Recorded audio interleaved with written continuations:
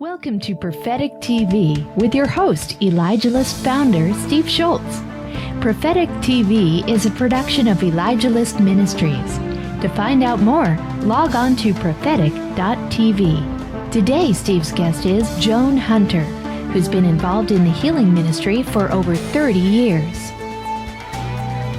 Well, Joan, welcome. We're glad to have you here on Prophetic TV. Well, I'm excited about it. I'm excited to have you here. We haven't done but 10, 12 shows or so, and when Jessica introduced you to me, I was excited to see what the daughter of Charles and Frances Hunter. Charles and Frances Hunter. Mm-hmm. I've been to their massive crusades, mm-hmm. and people would normally expect that the daughter of such grand people who have had so many healings would have had a perfect life.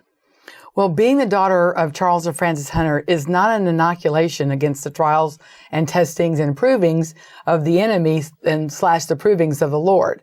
And God has blessed me with an incredible testimony, is having gone through testing, trials, tribulations, and literally come through it. Okay, so now we've all heard those terms, of course, but right. Can you be more specific? What have you gone through that's given you actually, one might even say, moral authority to write the book, Healing the Whole Man, which we're going to show on the screen. But you've written this book, Healing the Whole Man, and your next book is called Healing the Heart, and It will be out just momentarily, and I'm excited about that, and soon to be all on the bookshelves this year.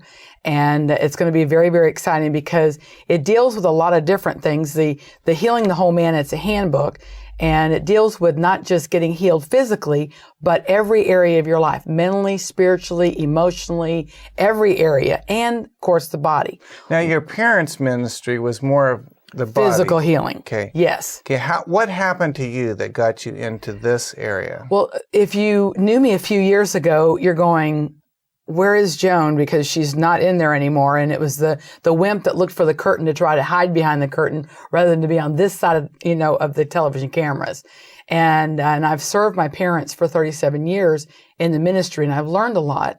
And I was the major wimp in the corner. You've got mom, who is extremely strong-natured. Okay. My brother was very strong-natured, and I just let them argue and talk while I grew up.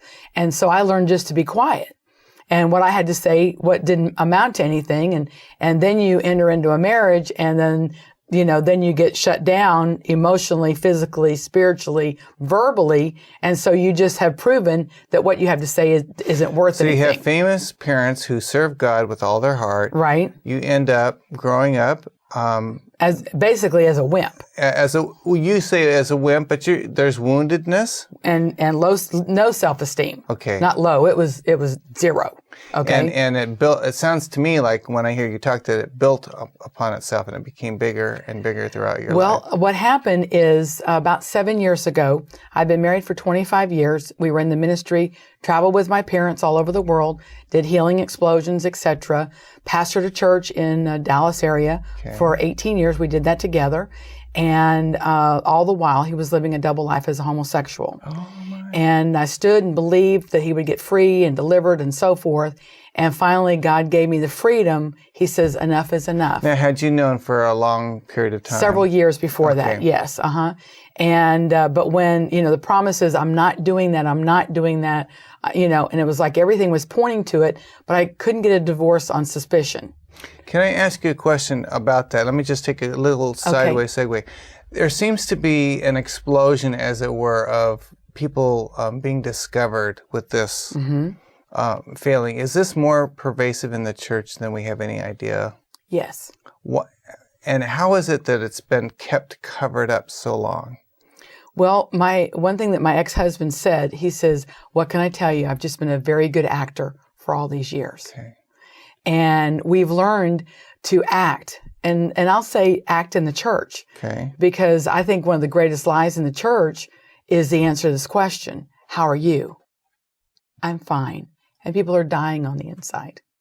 Okay. And they put on this thing like, I'm fine, I'm fine, I'm fine. But a lot of people don't know where to go for help. When I was going through this time in my life, people had no idea how to deal with me, what to do for me. Well, aren't you glad you're divorced? No, I gave 25, 27 years of my life. I was, 20 years old when I got married. I knew nothing different. No, I was not glad that I was divorced. Well, just thank God he's not in your life anymore. No. It was traumatic. I mean, you're having to divorce a man that you still love, that you had committed your life to. The father of your children and so forth. And it was a very traumatic time. And it's like, what do people need to do for somebody like that?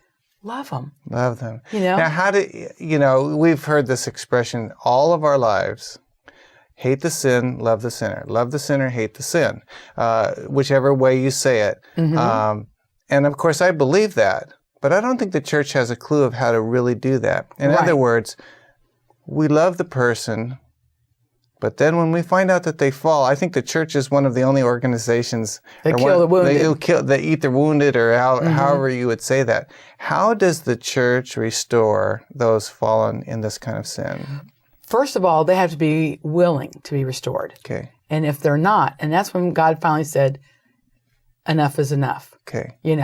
And I've given him to God, and it's up to God to minister to him and lead him back out of the deception that he is in. And that's up to him to do that. And I believe that there's a lot of people coming out of the recent prophetic word by Kim Clement that you publicized on Elijah List earlier this year, that God was going to have a major explosion in the homosexual community and bringing them back to him. And the scales of deception are going to be removed this year. Do you believe that it's not only deception, but is there a spirit that gets on, especially, it almost seems like it's more men than women. Is there a spirit that just jumps on these guys? Jumps on them is kind of an exaggeration. Okay. But they have opened the door to this to come in. Could be through molestation. Okay. Many, many people are molested. The fatherless homes. Okay. So many, and what was neat is getting to meet your daughter here today, which is good. Yes. Number one, that your daughter works here. Number two, that dad's around for her and encouraging her and being there. And most of us never had that. My natural father left before I was born. Oh. I met him when I was 16 years old. I see. So you were adopted. Right. My mom is my mom, and my dad, well, he's my dad. Yeah. But he adopted me in 1970. Well, let me address this homosexuality thing a little bit more, because it's so pervasive right now. It is. I didn't know I was going to get into this, but are there droves of people within the church that simply need to be spiritually delivered? Yes. I mean, they need to have what we would call a deliverance. Yes. And would that fix it, or is there a combination of factors? There is a combination. Yes, deliverance. Number one, desire to be free of anything. Okay, not just homosexuality, but pornography. Spirit of lust, things like that. Right. And then they have to change their habits and their environment. Okay.